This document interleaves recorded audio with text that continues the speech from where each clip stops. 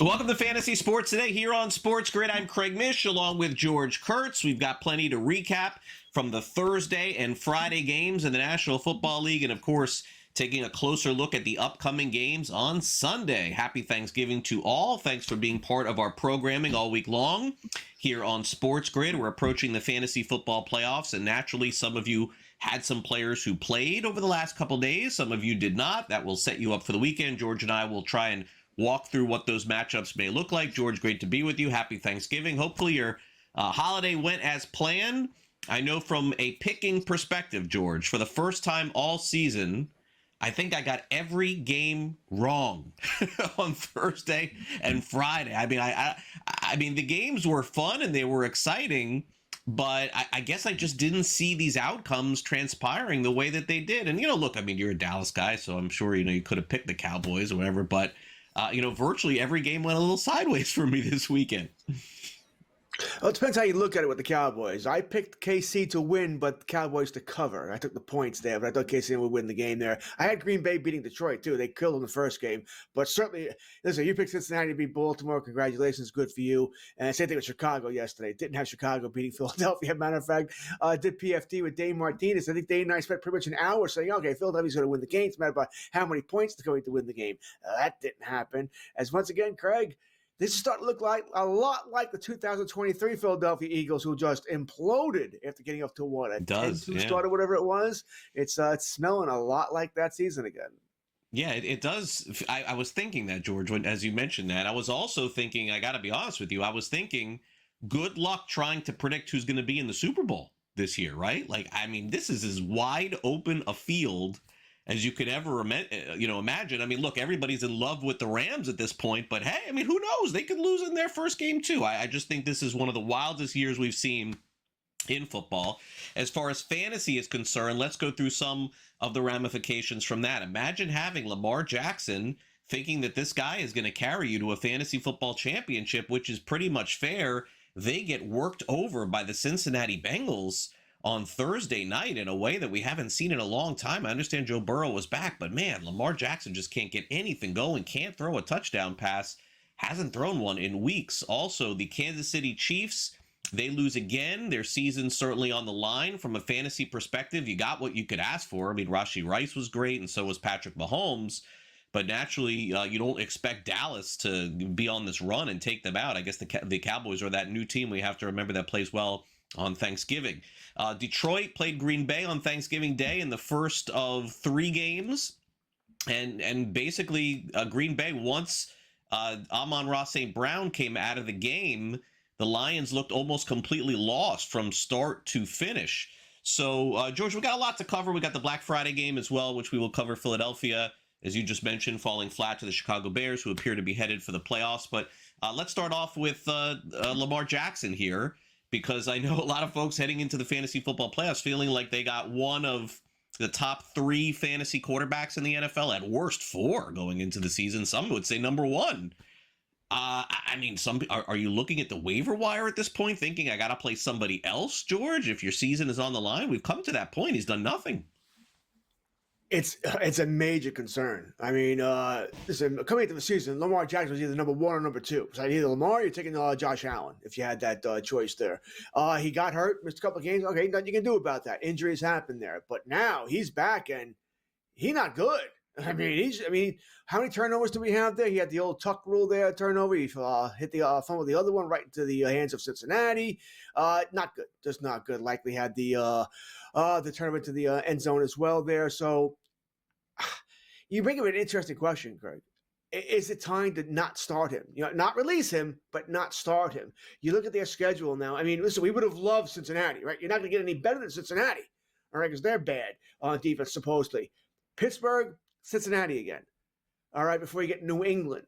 And that would be during your semis if you're playing a 17-week schedule there. And you probably don't want to start against New England. Then the championship games at Green Bay, another very good defense. Craig, I think right now, it depends on who else is on your waiver wire. But right now, if I had Lamar Jackson or, Jacoby Brissett, I would probably rather have Brissett. I mean, I probably would rather have Brissett right now. Crazy. He's doing damage. Yeah. Jackson's not doing anything. Yeah, no, it's been the worst fantasy stretch for Lamar Jackson basically since he came into the league. So, I mean, imagine that heading to the fantasy football playoffs. Meanwhile, Dallas and Kansas City, if you weren't rooting for anyone, this was just a great game and a great fantasy game just for a lot involved here. I mean, even Javonte Williams, who didn't rush for a touchdown, ended up catching one. Dak Prescott had a nice game. So did Patrick Mahomes. So did Rashee Rice, Travis Kelce. Kind of a fun fantasy game across the board that Dallas ends up winning in this one, 31-28. He even got kicker contributions on the side of Dallas as well. And the other thing that you got, George, in this game was the combination of CeeDee Lamb coming through, catching a touchdown pass, George Pickens doing a lot of the other work, and all of a sudden, both Lamb and, I mean, look, you knew Lamb was going to get right eventually, but Lamb and Pickens are, I mean, would you say both wide receiver ones heading into the month of November, end of November and December here? They both look great. Absolutely. You're starting your Cowboys. It's that simple. They play Detroit on this Thursday night. Again, remember, the Dallas and Detroit playing back-to-back Thursday nights, playing each other. We just saw what Jordan Love did at Detroit secondary.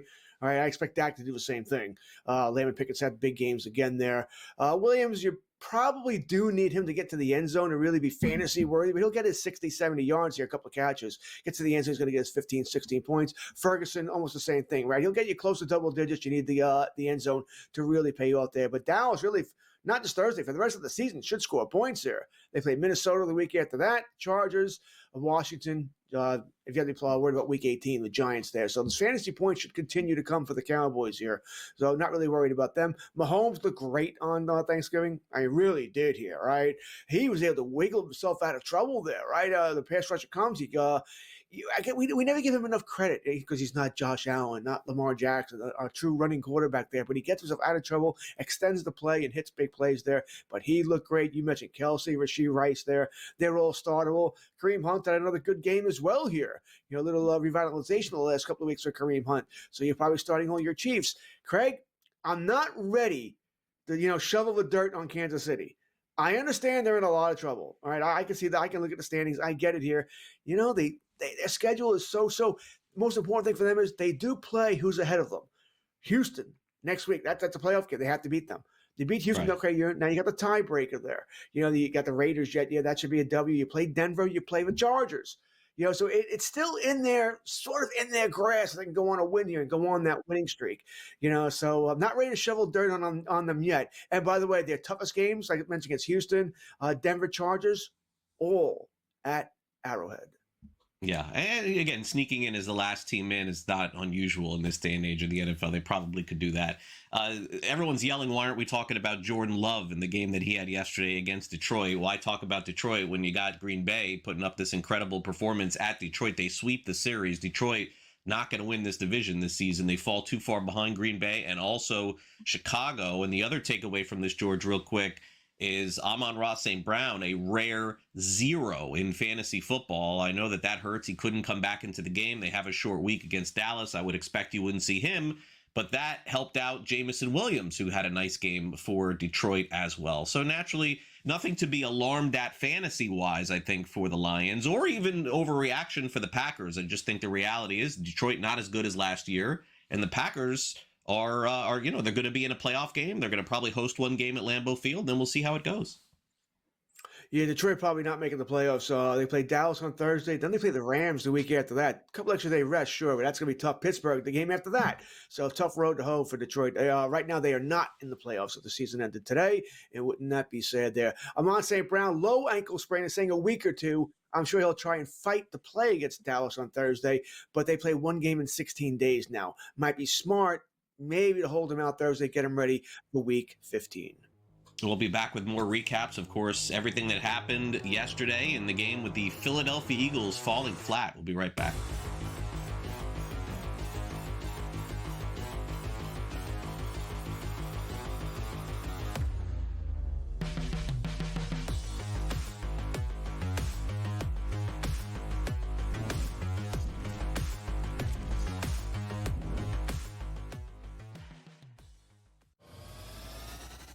He's the fan favorite. They love talking about Stafford, the 38-year-old guy. He's the Super Bowl champ. We got the family. Any opportunity to pump McVay And Stafford, as a team, they do that. They love this team. They love Aaron Donald, and rightfully so. Best defensive player, but they love to pump up Stafford. Pro Football Today, only on SportsGrid. When you look at Duke, you got to look at Cam Boozer. 18 points. The Bruiser, I may call him. 18 points, 10 rebounds, 5 assists. I know he shot the ball 1 of 4 from 3, but he's showing his ability to really be a different player than his dad. A little bit more dynamic, a little bit more athletic. College Basketball Today, only on SportsGrid. Ashton Genty has been hit behind the line of scrimmage more than any player in the National Football League. Yep. So you just gave him the ball in the end zone. Do the math. How's that going to work out? It's like what I said earlier. He got hit behind the line of scrimmage. He got tackled in the end zone. Yeah. Oh, they're terrible. But the thing is, Brady, you draft offensive linemen before you draft a star running back. Like they went backwards. In-game live, only on SportsGrid. Goff and Mahomes were never taken serious. Hurts won't be, even if they're the 1 seed. Jonathan Taylor plays running back. Stop. Mahomes lost the head-to-head to Josh. Can I confidently eliminate every single person booked behind Josh Allen to at least beat out Josh Allen? So I'm in a head-to-head with Stafford May? Game time decisions, only on SportsGrid.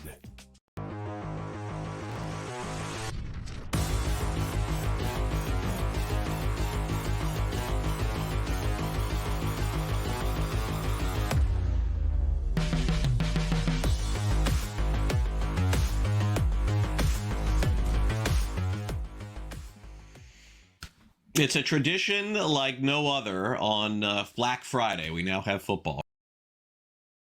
By the way, my son asked me this. I think is it the 3rd year that we have a game on Black Friday? I feel like Dolphins Jets was the first. 3, yeah. Right? Dolphins Jets, then the game last year, and then this year. And look, I'll be honest with you on this day. It's acquired taste, okay? The game is streaming. It's in the middle of the afternoon. There's college football on. A lot of people are not dialed into this. You have to remember that the game is going on. It's a rare game. I mean, if it, honestly, George, the more I think about it, they probably should play this Friday night. Really, when you think about it, because you would get a lot more eyeballs on it. I don't think they're allowed. Why is that? Because high school championships or something? There's some government law thing that they're not allowed. It could be because high school. Yeah. Right. That's why they don't play Fridays all season long, or else they would. They'd be able to screw everybody over. I think eventually they will anyway. I mean, there was some law they couldn't play Saturdays either, and they started doing that. Anyway, so congrats to the Bears. Bears look like they're headed to the playoffs. I think their percentage of getting in is like almost 90% now to make the playoffs to them. What a season for Ben Johnson, who's going to win the Coach of the Year, I think, in the National Football League. And Caleb Williams was great. There was 2 things that were a little stunning to me, George, in this game. Number one, can you start fading that Eagles run defense? Like, why was DeAndre Swift running wild all game long against them, number one? And then number 2, it feels like this game cost Philadelphia on the tush push where Jalen Hurts was stripped of the ball. I mean, I don't think that that's going to happen every game. I think that the Eagles will just respond and protect the ball when he has it. But I think the question that you have to ask is, now that you saw that, will that create a dynamic where the quarterback has to look around to see if he's about to get stripped of the ball? So I don't think things change much, but I think, as you alluded to earlier in the show, which is really well put, we've seen this from the Eagles a couple of years ago where they had all this talent and then all of a sudden they just started losing a lot of games, and you have to wonder, they certainly don't have enough wins right now to bank to get into the playoffs. They're going to have to win a couple more. First, the Eagles are going to be okay. You look at their schedule, they've got the Raiders and Washington twice. They're going to be all right. All right. As far as getting in the playoffs. All right. They're not going to completely fold like they did in 23. So I'm not worried about them getting in. I think they'll win the division too, unless Washington somehow. You'd have to believe the Cowboys are going to win out and Philadelphia is going to lose at least 2 games. All right, and I have a hard time believing that that's going to happen, but it could. They do play with Chargers, and I forget who else on there. That's a tougher game for the Eagles, so I guess it could happen. But I don't know if the Chargers can beat them either. Bills, right? Two teams were struggling themselves there. Play the Bills in Week 17. Now that I think about it, so thank you, Sam Yarnell, for that. So there you go. I think they're going to be okay as far as that's concerned. The question is, Craig, are they going to do any damage? Or are they going to be 1 and out? They're not going to get that number 1 seed anymore. That's not likely to happen there. They're behind Chicago, behind the Rams there. So it's weird. Sirianni's answering all these questions now, right? Is he going to replace the play caller, fire his offensive coordinator because of what's going on? Sure, A.J. Brown's happy. He's getting fed now, but they're losing games. Now Sirianni's taking a lot of crap for the going through a 2-point conversion yesterday, at the 3-minute mark, which, by the way, if you follow game theory, he did the right thing. If you don't believe in game theory, then he did the wrong thing. It really comes down to people. I don't understand why he did it. It's game theory, right? You go for the 2-pointer as soon as possible. This way, if you don't get it, you need 2 scores from that point forward rather than going for the 2-pointer at the buzzer, where if you don't get it, game's over. That's what game theory is telling you there. That's why he went for it. I'm not saying I agree with it. I'm old school as well. I have a hard time getting my head around it, but I understand why he did this. But that's just what's happening now. He probably doesn't. If Philadelphia's playing well, he doesn't have to answer all these questions over and over again. But now the pressure is on, and it's Philadelphia, Greg. It's Philadelphia. Talk radio is going to be blowing up about how bad Philly's playing here. They've lost 3 straight now, so they've got a lot of problems there. They do, and it feels like Ben Johnson on the flip side in the win has also created a David Johnson, Jahmyr Gibbs situation with DeAndre Swift and Kyle Monangai, who both seemingly are very involved in the offense. It feels eerily similar to what he had in Detroit, and I wonder if you can play both of those running backs, by the way, moving forward in fantasy football, especially with the injuries and everything else that certainly is happening. So, again, 4 games. George, let's get to this quick game theory, as you mentioned, before we head into Sunday. So I'm guessing that if you are up a lot, you play a little bit more conservative in fantasy. And I think on the flip side, if you went against an opponent that had Jordan Love or, some combination of other players, you got to be careful of your quarterback receiver matchups. For example, if you have a quarterback and the other team has that receiver on the same team and you're down a lot, you got to remember he's not going to be able to accrue a lot of points if he throws touchdowns to the other team's guy. So I think you got to be careful of that, maybe make some alterations if possible. I'm not talking about anything extreme, but this is not a normal week in fantasy. You usually don't go into Sunday having 4 games played. No, I love where you're going with this. This is that week because we have 4 games being played. You can make different moves because you sort of know. Right? I know my home league looking at this guys who it's a points league. Guys already have 70, 80 points. So you might make different moves, but you're right. The one you can look at is the quarterback to receiver combo. If your opponent has the receiver, then maybe you don't want to start that quarterback if it's close with somebody else. Right. You start the other guy because you got to make up points here. Maybe you have Amon St. Brown. You took a big 0 because of that injury there. Or Zay Flowers, who didn't do much, right? Zay Flowers got busted up too. So, you might have to make other moves here to make up for that. If you're going up against, you mentioned Love, or you went up against Dak or Mahomes, guys who had a truckload of points there. There are definitely different strategic moves you can make here. For the most part, fantasy leagues, I set my lineup, except for injuries or inactives, surprise inactives, I leave it. But that's not true this week. I will look and pay more attention to say, okay, I'm down. I got some problems here. I may want to go for broke here. Or as you said, I'm up big. Let's go conservative. I just want to make sure I get my 8 to 10 points, and I'm going to win this matchup. Yeah, I mean, you mentioned Amon-Ra St. Brown, Zay Flowers. I mean, we definitely should mention Lamar Jackson. I mean, Lamar Jackson coming out with 10 points in a fantasy game for a quarterback, and then you're looking at the other team's slate, and they got all their players playing. You got to be a little concerned. You may have to go a little aggressive in another direction. All right, speaking of aggressive, we'll get aggressive with all the games coming up this Sunday. George and I will return. We'll break them all down for you, including we'll start off with the game of the week, the Jets and the Falcons. No, I'm just kidding. But we do break down every game here on the show, so we're going to do that this weekend too. Happy Thanksgiving to all. We won't be turkeys, I promise. We'll be right back.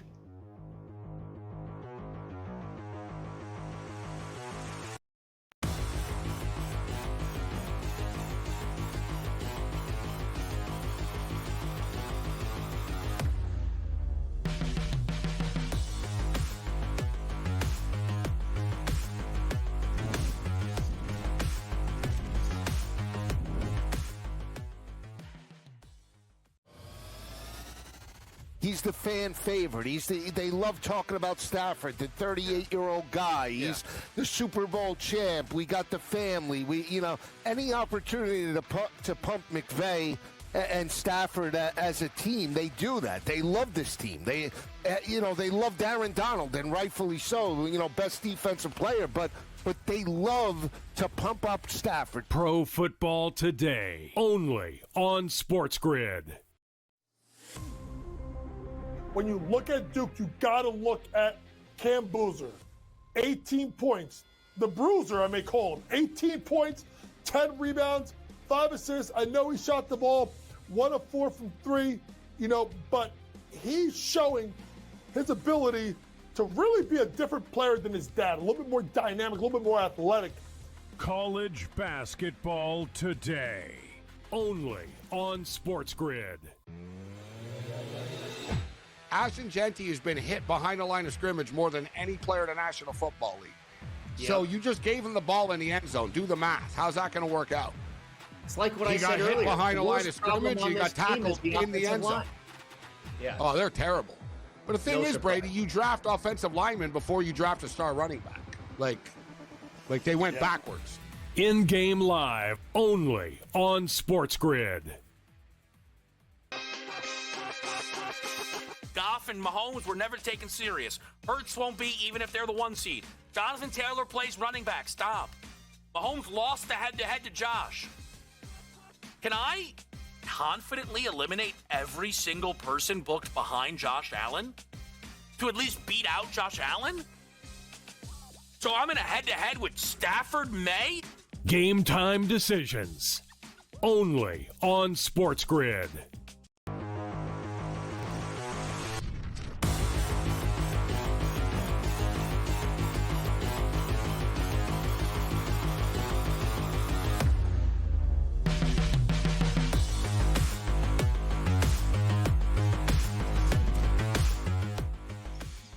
George and I back to review the slate of games in the National Football League this weekend, who to start and sit in these fantasy matchups. Let's start with the Falcons and the Jets. Did we get a weekend update on Drake London? I feel like I saw he was out again. Is that the case this weekend? He is out? Okay. Yeah, he's out. He's gone. Yeah, so we could start there, George. Darnell Mooney really came up big for the Falcons last week. I think no one started him, or maybe 10% of people started him. That's going to go to about 80%, 90% this week. So Mooney is a start for me, George. On the side of the Jets, they really have nothing offensively. Obviously, Bijan Robinson on the side of Atlanta, too. Let me not forget about him. Side of the Jets, Breece Hall goes. Despite a very disappointing year, you got to put him back in. I'm seeing a lot of people in these deeper leagues, George, pick up John Mechie after the game that he had last week. I wonder if he's got that combination going with Tyrod Taylor. But naturally, with Kirk Cousins there and no Drake London, I mean, a game, probably 3-4 months ago where we would start 6-7 guys from this game, I think we're down to like 3 going into the weekend. I'm going to give you 2. All right, just the running back. It's the only 2 guys I'm going to say a definite starts, Hall and London. Everybody else, remember, there's no buys this week. This is a full 16-game slate here. So we're not really looking for anybody. You should be able to do better than anybody else unless you have injury problems. I said, I'll give you Hall, give you Bijan. Of course, you're going with those guys. Mechie, I'd have to be pretty close to desperate. Mooney, same thing here. I don't trust this guy again. He's going to do it. He's been terrible all year long. I've got him in one league that I picked him up. I haven't started him yet. I mean, if I have nobody else, theoretically, he should be the number 1 tomorrow. Jets pass defense, not good. So the opportunity should be there. So I can understand you going with them here. Keep in mind, it's going to go a little cold in the New York, New Jersey area here. Might get some wind tomorrow. They're not playing in that dome either, so that could affect Kirk Cousins a bit as well. Like I said, the only guys I want to start tomorrow, Hall and Bijan. Everybody else is, I hope I can do better.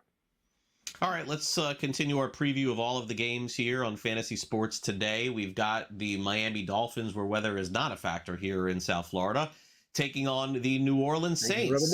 Dolphins have seemingly come alive a little bit with a nice matchup this week. Maybe Tua is a super flex option back for you this week. Jalen Waddle seems to be coming on, and Devon Achane on the side of Miami. On the side of the Saints, we got a late injury to Chris Olave. You'll have to watch the injury reports on Sunday. And then Neal, the young running back on New Orleans, could be in play here, George, because Alvin Kamara is out. I know Neal himself was a little banged up. Seems like more of a desperation flex option, honestly. But if we go back to Miami earlier in the season, they couldn't stop anybody on the run. I'm one of those, George, by the way, that feels like the Saints are going to be in this game. I think Miami, a little too much steam here. Do you not remember that game against Washington coming up recently? I think Miami probably has a good chance to win, but I think people are getting a little carried away that they're back. Yeah, Miami's coming off the bye. They have, for the most part, outside of what the game you're mentioning, the Europe game there, they played pretty hard.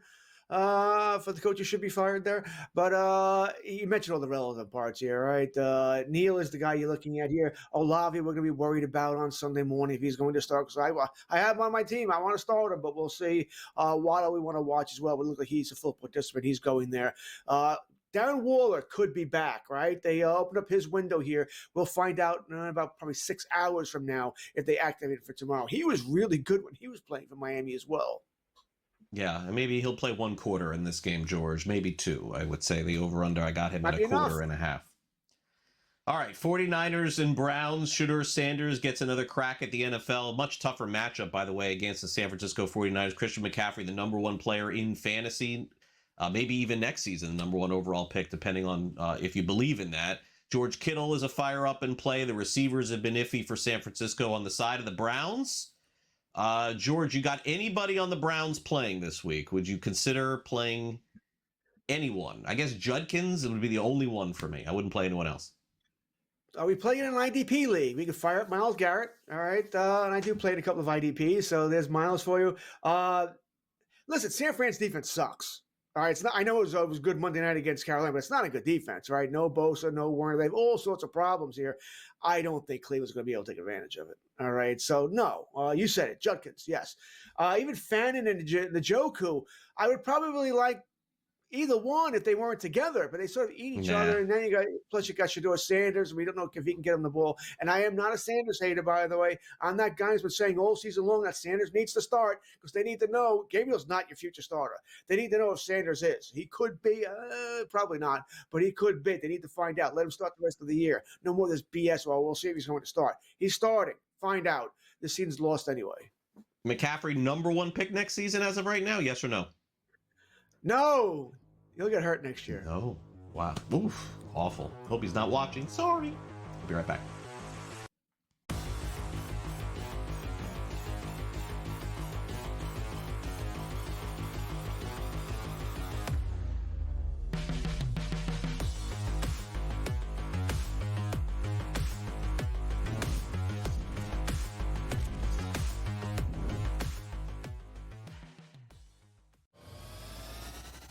He's the fan favorite. They love talking about Stafford, the 38-year-old guy. He's the Super Bowl champ. We got the family. Any opportunity to pump McVay and Stafford as a team, they do that. They love this team. They love Darren Donald, and rightfully so. Best defensive player, but they love to pump up Stafford. Pro Football Today, only on SportsGrid. When you look at Duke, you got to look at Cam Boozer. 18 points. The Bruiser, I may call him. 18 points, 10 rebounds, 5 assists. I know he shot the ball 1 of 4 from 3, but he's showing his ability to really be a different player than his dad. A little bit more dynamic, a little bit more athletic. College Basketball Today, only on SportsGrid. Ashton Genty has been hit behind the line of scrimmage more than any player in the National Football League. Yep. So you just gave him the ball in the end zone. Do the math. How's that going to work out? It's like what I said earlier. He got hit behind the line of scrimmage. He got tackled in the end zone. Yeah. Oh, they're terrible. But the thing is, Brady, you draft offensive linemen before you draft a star running back. Like they went backwards. In-game live, only on SportsGrid. Goff and Mahomes were never taken serious. Hurts won't be even if they're the 1 seed. Jonathan Taylor plays running back. Stop. Mahomes lost the head-to-head to Josh. Can I confidently eliminate every single person booked behind Josh Allen to at least beat out Josh Allen? So I'm in a head-to-head with Stafford May? Game time decisions, only on SportsGrid.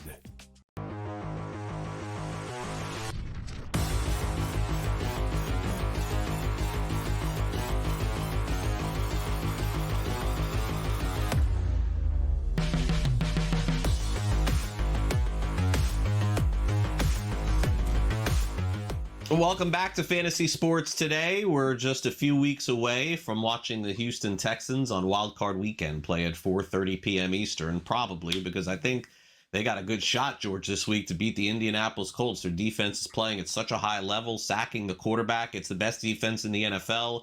I heard somebody say the other day the Broncos are they kidding me? Have they not watched this? I mean, you play them in fantasy, even if they give up 2 touchdowns, they're getting 6-7 sacks every game. They play the Colts this week, and Houston really has nothing offensively outside of Nico Collins, maybe Dalton Schultz, I guess, to like even start in fantasy. I probably would just bank on the defense, go with those players, and that's it.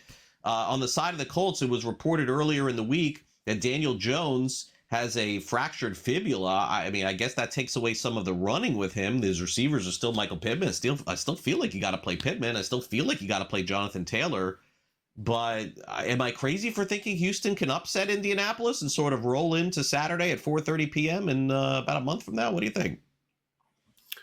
All right. First off, fractured fibula sounds bad to me. Sounds bad. All right. And I wonder if he's had this for a couple of weeks now with Daniel Jones, right? Because he has been playing well for a little while here. So I have my worries a lot about Daniel Jones. Is he going to be a statue back there, Craig? You already said it. Houston's getting 6-7 sacks a game. I don't know if that's stopping here. Indianapolis has a good offensive line. It's not great. I don't know. I'm very curious about the game plan here. There's got to be a lot of Jonathan Taylor, a lot of short pass throws. Right, has to be. So I expect Tyler Warren to have a big game. You're starting anyway. Yeah, I'm starting Pittman. All right. I doubt I can do better than him. I mean, I love it, but I'm starting him there. I don't want to start Daniel Jones, so I hope I can do better than that in a Superflex league. And I think in a 1 quarterback league, you're fine. You should be able to do better. Houston, Stroud's back. Right over the concussion, Craig. He's back. Who cares? Wasn't very good to begin with this year, and he really was very good last year. Woody Marks, you may have to start. Maybe you can't do better than that here. Dalton Schultz, you already talked about here. Nico Collins goes for me. To answer your question, I think Houston wins the game. All right. I think it's going to be close, 21-17, something like that. Lower scoring game. But I think they win the game. They're the hot team. That defense is legit here. And Daniel Jones, like I said, last couple of weeks, not playing well. Fractured fibula. No. I mean, this sounds like, why is he starting? What is he, Jack? You and I are old. Jack Youngblood back in the day who played in a broken leg? No. Just no. No, give me Houston. All right, so this is a fascinating fantasy game. A lot to unpack here, so we'll spend a little time on it. So all of a sudden, the best receiver in fantasy football the last 2 weeks, his name is Michael Wilson on the Arizona Cardinals. And the reason why this has happened is because courtesy of Jacoby Brissett. But let's not get it twisted, George. The Cardinals stink. Like, they are headed to the end of the season playing a career backup with Michael Wilson, who, by the way, congrats to him. He may not even be playable in fantasy next season. Arizona is horrible. No defense, somehow just clinging to these games on offense. I think they're headed toward a rebuild at the end of this year. I know that they were headed toward that a couple of years ago when they fired Cliff Kingsbury, but I think they're headed there again. On the side of Tampa Bay, George, they have fallen apart this season. We thought a month ago we would be playing Baker Mayfield and Emeka Ibuka and whoever was at running back this week. I could make the case, as you said, with no bye weeks, with Bucky back, Bucky Irving, I don't know that I could start him. If I have better options than Ibuka, I think I probably would start them. I think Baker Mayfield's going to play. I'm not sure I'm playing him either. So, I mean, could Arizona go in to Tampa and win this? I mean, maybe they can. I don't like them at all. I think they're horrible, and I think they're chasing the first pick in the draft. But I got some confusion starter sit with this team, to be honest with you. I disagree. I agree. I'm sorry with everything you said. By the way, it's a mess. That's really what Craig's trying. It's a mess. All right, these are guys that we want to start. I'm starting Brissett. All right, he's throwing the ball 88 times a game. All right, I'm starting him. Marvin Harrison is questionable, right? Coming back from the appendix here. We're probably not going to find out till 11:30 Sunday morning if he's active or not. And if he is, by the way, I'm probably not starting him. I know he played better with Brissett than Kyler Murray, but I'm probably not starting him. Bam Knight should go, and that's probably good enough for me. He might get to the end zone here. No Amari DiRicardo, he's out. Wilson starting for me. Let's say if you're desperate, Greg Dortch. All right, the human Dortch, he can go for. He's catching touchdowns there. Trey McBride is a definite there. You're right about Ibuka. I really don't want to start him here.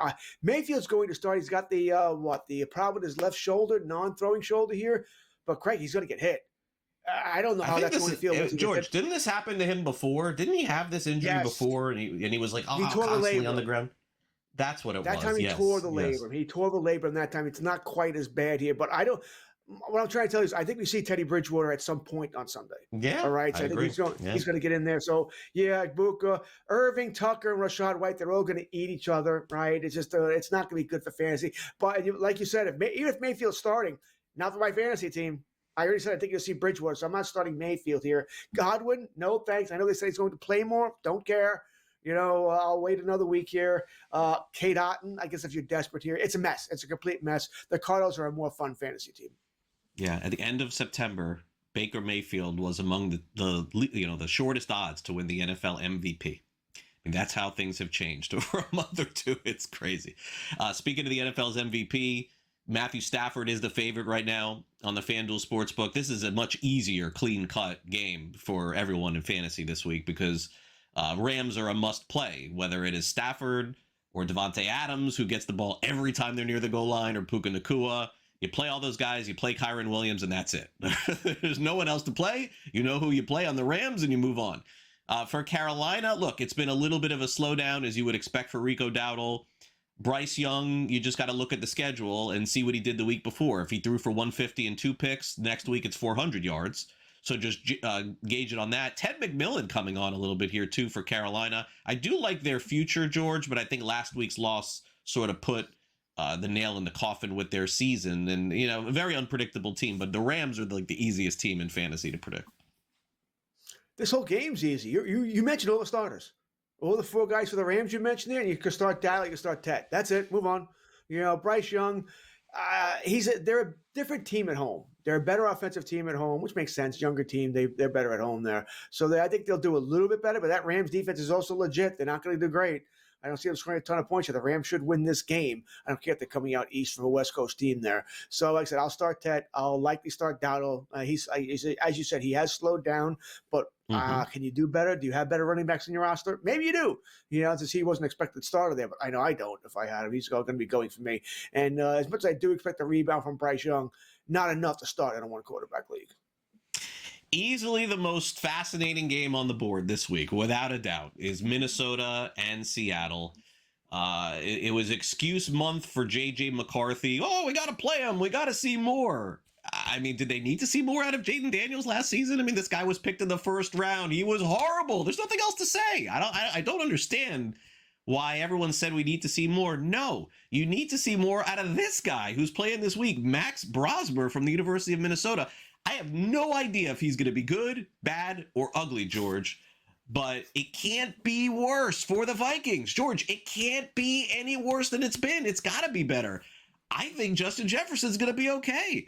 I think Minnesota, I have no idea if they're going to win the game, and Seattle is much better on paper than they are, and they have the best player in fantasy in Jackson Smith-Njigba, wide receiver this season.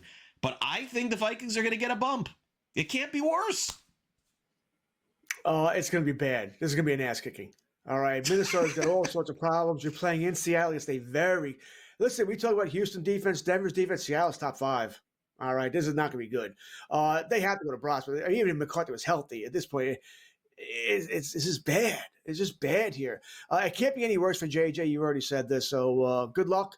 I don't have Jefferson anyway, so I don't have to panic about this. But you got to try something. I think Brosmer's first game on the road in Seattle against a good team. Yeah.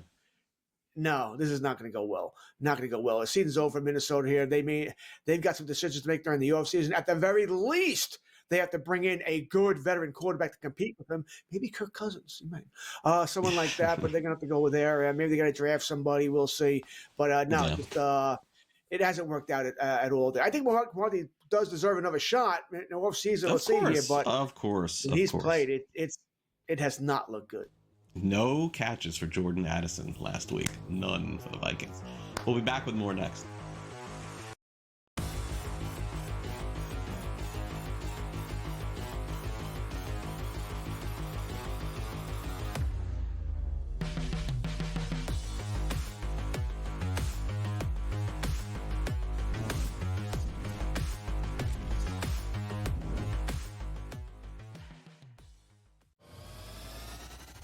He's the fan favorite.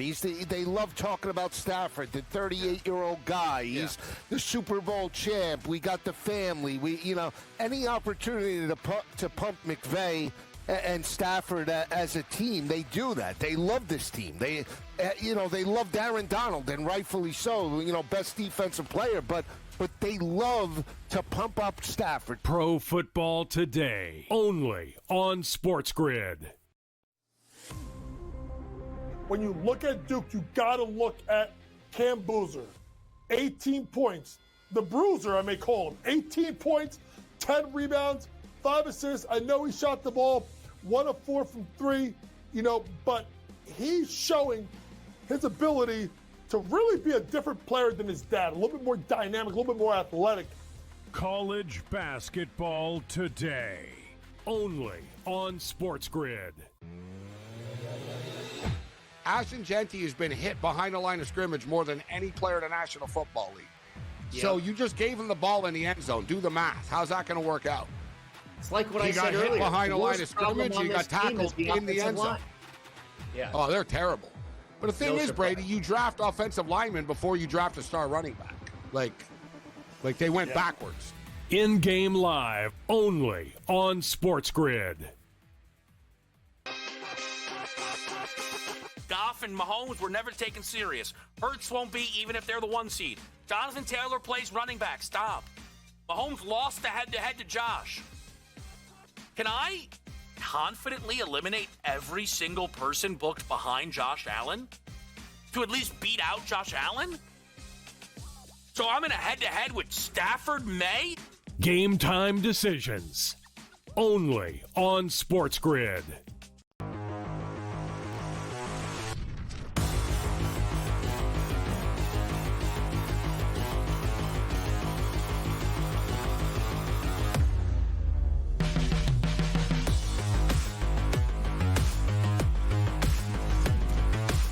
Welcome back to Fantasy Sports Today here on SportsGrid. Happy holidays to all of you. Getting ready, of course, for the holiday season, Hanukkah, Christmas, Kwanzaa, whatever you celebrate. But we all seemingly had a good meal on Thanksgiving Day. But how much did we end up eating? Also, is it possible that 3 teams in the AFC that were favored to get to the Super Bowl, one will miss it? We'll talk about that and a whole lot more. It's time to play a little game of buy or sell.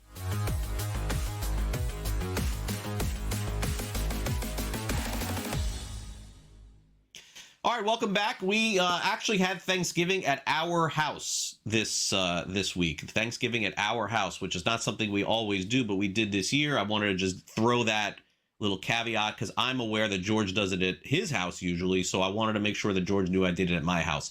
Buy or sell, George had more plates of food than Craig did at Thanksgiving this year. Is this a buy or sell, George? What do you think? Actually, Thanksgiving is always at my mom's house. I think I've had it here. I'm maybe sorry, my bad. Twice. My bad. Always at mom's at house there. Now, listen, there's only about 7 of us there. My family, my brother, and my mom and stepfather. And they have so much food throughout the day. I mean, so many hors d'oeuvres are coming over and over and over again. And the plate of food I had, though, for the actual dinner, that was nice, right? You got your potatoes, you got your stuffing, you got your turkey, your biscuit. There's nothing green on my plate, okay, or orange for that matter. All right, so that's not happening there. So the question is, no, because that plate was so full. And with the hors d'oeuvres, I only had 1. So this is a sell for me. I mean, maybe it's a tie. I don't know if Craig had 2, but I certainly didn't have more unless Craig didn't eat. Maybe he was upset about the Detroit Lions losing at 1 o'clock that he couldn't eat. But no, this is a sell for me. I would think Craig at the very least tied me, probably beat me. Yeah, I'm going to sell. So I'll set you up. So mine was, I would say 1.5. I would say that that's fair. So George gave his, I'll give mine. So my plate had turkey. My plate had sweet potato pie. My plate had mashed potatoes, cranberry sauce, and stuffing.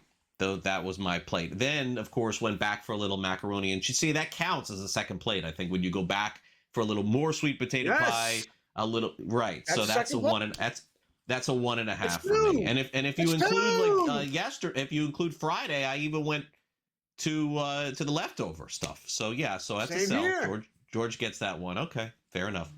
All right, now let's get to the NFL playoffs. As I said at the beginning of the season, I had Green Bay, Jacksonville. in my Super Bowl. Okay, let's keep that in mind. I'm the crazy one. But am I really the crazy one? Like, at this point, can you say that it can't be Green Bay, Jacksonville? This has been the most upside-down NFL season of all time. Everyone loves the Rams. You're telling me that in 2 weeks, maybe the Rams don't lose the rest of their games? You have no idea. So let's do this one. Favorites in the AFC, Bills, Chiefs, and Ravens, right? No. One of the Bills, Ravens, and Chiefs will miss the playoffs altogether, George. Is this a buy or sell? The better question would have been two of these teams miss the playoffs because one almost certainly is going to miss. All right, I don't see how all three of them can get in. Baltimore's only going to get in if they can win the division, and they could beat Cincinnati Thursday. So that's a problem, right? That's a problem. All right, so they might miss. They're in trouble. What if they lose to Pittsburgh on Sunday? We laugh about that, but they're going to be missing 3 starting offensive linemen on Sunday. They're in trouble. And, Josh Allen's already getting hit over and over again, taking a lot of sacks here. He's turning the ball over. Aaron Rodgers will be back if anybody cares in that game. So that's an issue there. The Chiefs, we just went over it. The Chiefs are in a lot of trouble. I'm not willing to, put dirt on them yet, but it's close. They're on life support here. I mentioned their schedule here. They do get some gimme games against the Raiders and Tennessee on the road, but they got to play 3 home games against Houston, against the Chargers, and against Denver. I mean, hard for me to say they're going to win all 5 of those games. Maybe they do. Maybe they run the table and they'll get in. And but I'm going to say this is a buy. Absolutely, at least one of these teams won't make the playoffs. It wouldn't shock me if it's 2. Hell, I wouldn't be shocked, Craig, if it's all 3. Right. So I think what George is alluding to, some of I agree and some I disagree a little bit. George is alluding to chaos. So that does lead for me to buy. But here's where I kind of disagree, George. Like, who's not in trouble in the AFC? Who's not in trouble? Who is like, oh, yeah, they're great. I have no idea. New England's getting in. New England will make New England will make the playoffs. But, like, the Colts, yeah. Like, Houston's playing great, but I don't know. Like, I just think it's a wide open season. That's why I'm sticking with the Jaguars, the horrible Jaguars. So one of the Bills, Ravens, and Chiefs will miss the playoffs altogether. Yeah, I'm going to buy this. Okay, so I think Buffalo makes it. But I'm not sure about the other 2 teams. I do think Buffalo is good enough. I still think they could very well easily get to the Super Bowl. I feel like they've been sleepwalking a little bit. Let's get to the quarterbacks for next year. Mac Jones will be an NFL starter to begin next season. He's looked great. Brock Purdy has not. Buy or sell? All right, you look through the NFL here. Miami, Jets, Cleveland. Arizona? No. Raiders. I'm just going Arizona, by division. Minnesota. Arizona, definitely. Minnesota, definitely. New Raiders. I mentioned the Raiders. Can you just say buy and move on, please, to the next question? Because you know it's a buy. Yeah. Okay. It's a buy. It is a buy. He's right. He'll definitely be starting for somebody there, right? He has had a nice season. He'll start for somebody. Jets. Buy. Gardner Minshew was a starter in the NFL year after year for the next guy in waiting. I mean, this keeps happening. You think that Mac Jones is not going to be a buy? All right. Daniel Jones will finish the season as a better fantasy quarterback than Justin Herbert of the Chargers. Both players, George, have slipped quite a bit in November here. Broken fibula. No, he's not going to finish better than Justin Herbert. I don't know if he's going to finish the season. You got to think if they were playing better, maybe he'd be sitting out a week or 2. But they've been struggling, trying to win that division, big games now against Houston, that they're sort of pushing him in there. No. I know the offensive line for the Chargers is horrific. I get it. But no, I'll say Justin plays a little bit better. I'm buying it. I don't like what I see with the Chargers at all. Can't run, can't throw, can't play defense. Feels like Harbaugh's getting a little desperate. Broken fibula. It's not a tibula. It's a fibula. It's okay. It's okay. Oh, fine. I don't know that to be true. Okay. It just sounded good. I'll be right back.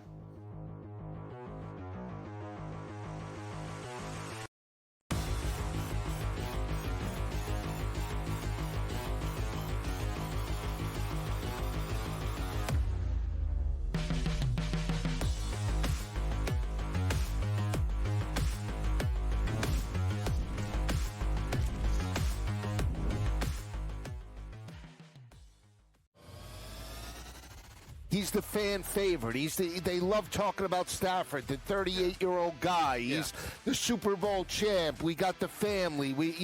Any opportunity to pump McVay and Stafford as a team, they do that. They love this team. They loved Aaron Donald, and rightfully so. Best defensive player, but they love to pump up Stafford. Pro Football Today, only on SportsGrid. When you look at Duke, you got to look at Cam Boozer. 18 points. The Bruiser, I may call him. 18 points, 10 rebounds, 5 assists. I know he shot the ball 1 of 4 from 3, but he's showing his ability to really be a different player than his dad. A little bit more dynamic, a little bit more athletic. College Basketball Today, only on SportsGrid. Ashton Genty has been hit behind the line of scrimmage more than any player in the National Football League. Yep. So you just gave him the ball in the end zone. Do the math. How's that going to work out? It's like what I He said earlier. got hit behind the line of scrimmage. He got tackled in the end zone. Yeah. Oh, they're terrible. But the thing is, Brady, you draft offensive linemen before you draft a star running back. Like they went backwards. In-game live, only on SportsGrid. Goff and Mahomes were never taken serious. Hurts won't be even if they're the 1 seed. Jonathan Taylor plays running back. Stop. Mahomes lost the head-to-head to Josh. Can I confidently eliminate every single person booked behind Josh Allen to at least beat out Josh Allen? So I'm in a head-to-head with Stafford May? Game time decisions, only on SportsGrid.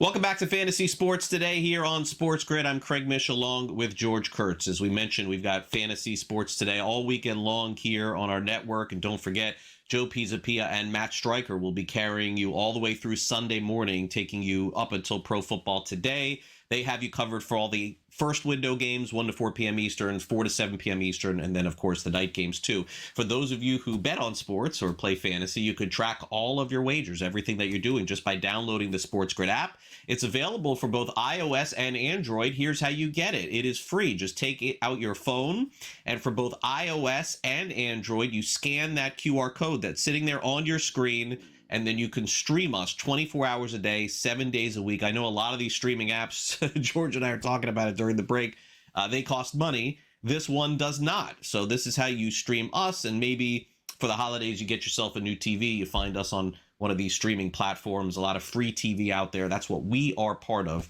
here at SportsGrid. George, naturally, as we get ready to wrap up the show, we talked about a lot of competition this week for fantasy football and for the playoffs.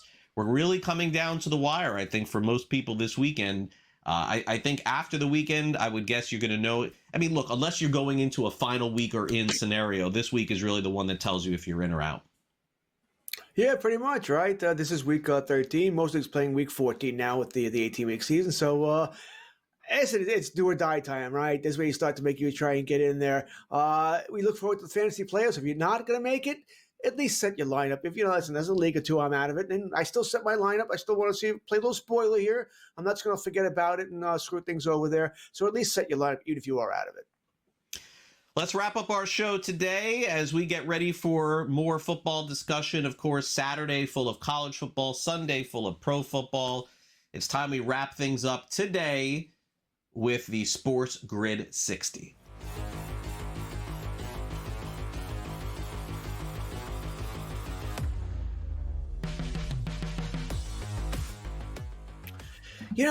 Over the years, we've, especially the last 5-6 years, we've heard a lot of talk about that instant replay should be looking at penalties, which is something I've never agreed with, right? And the reason I've never agreed with it is because, I used to referee men's hockey league. I understand it's not the same thing, okay? But I always told myself when I ref that, I wasn't calling a penalty unless my arm went up. That's how you call a penalty in hockey, and I couldn't stop myself. Other than that, I want to let the players play. Plus, also, I want to get the hell out of there. So less penalties I called, the faster the game would be there. But I didn't want to be involved in the game. In today's NFL, we just seen that these refs do want to be involved in the game. But part of the reason why I didn't want plays to be reviewed is because I know when I refed, I might let, high sticks. I wasn't big on calling a high stick, which is an automatic penalty. And I think refs do the same thing. I'm going to let certain things go. We're going to let holdings. As long as both teams can hold it, we're going to go. Defensive pass interference, as long as they're not killing each other, we're going to let it go here. There's a lot of technicality stuff that I don't want to see a review being called. I do want the refs on the field to really control the game. The problem is it's just ridiculous. I mean, they're either blind, not paying attention. They were playing the Cowboy game. They were going to call a roughing the passer or a penalty on the Cowboys for pushing Mahomes out of bounds, even though he was still in bounds when he got pushed. Now, to their credit, they got together, they took the penalty away. But it just shows you, what are they looking at? What was this ref looking at that he called that play? You look at the tush push yesterday, right? When he fumbled the ball, the same, I think it was Warren Sharp showed it on Twitter, the same exact play early in the season against the Giants was called forward progress is stopped. It's like, what? It drives you insane when you see that. I understand it's one crew to another crew. I don't think it was the same crew, mind you, but they see things differently here. And Craig, I'm starting to come around a little bit that maybe we should review penalties a little bit. I don't like it because, listen, every play there's a holding. Every play there's defensive pass interference. Every play. All right, there's never a clean play here, but maybe for certain things that are a little bit more obvious, the late hits and stuff like that, hits to the head, face mask, maybe we should be looking at them. You still got to convince me, but I do wonder if we need a little bit more instant replay. Very well said, George. Hottest topic in sports over the weekend, without a doubt, has been Lane Kiffin, the head coach at Mississippi, who, as of us doing this show here live, has yet to make a decision as to where he will coach next year. It appears my alma mater, University of Florida, is out, so the decision for Kiffin will be between Mississippi and LSU. Kiffin also in the news for addressing a blogger, reporter of some kind, for saying something about Kiffin potentially acting like a hoe, H-O-E, for maybe leaving Mississippi to go somewhere else. I'm here to say that we've created this dynamic in sports now with players leaving and coaches leaving. I don't know how this is going to turn out, but it definitely has created the most drama in all of college football in a weekend that has some incredible games as well. Thanks again to our producer Sam. For my co-host George Kurtz, I'm Craig Mish. We'll see you back here next week for Fantasy Sports Today.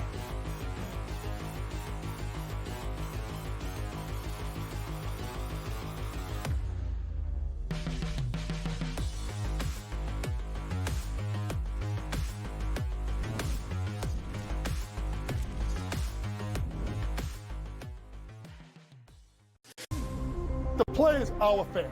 You don't know about Our Fam? Go look her up on social media. Go look at YouTube.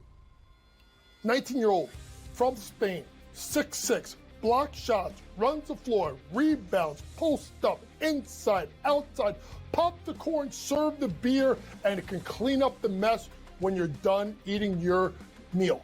This lady is absolutely fantastic. Pro Basketball Today, only on SportsGrid.